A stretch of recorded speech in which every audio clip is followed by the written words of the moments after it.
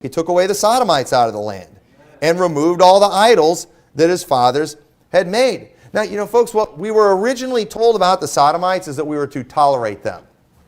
Tolerance is what we were told. Hey, you don't have to agree with their lifestyle, but you know what? You need to leave them alone. We need to let it be legal.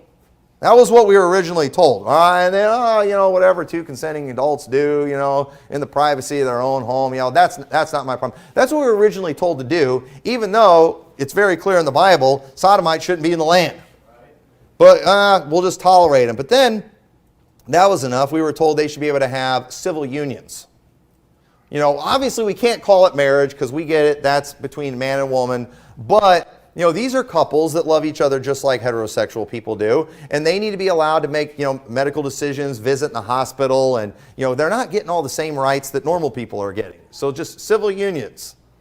But then, it's like, no, we want marriage, just like everyone else. And, and then adoption, that they should be able to adopt children. Now we're being told people can be whatever gender they pretend to be, and you're supposed to recognize it. You're a terrible person if you misgender somebody. Folks, this should be a wake-up call to our country. And now what we've got going on that has become so big, the drag shows and things where men are dressing up like demonic-looking freaks, wanting to read books to kids. And folks, it doesn't even look innocent in any way, shape, or form. And normal people look and say, I don't know if I like a demonic-looking man in a dress reading to our children.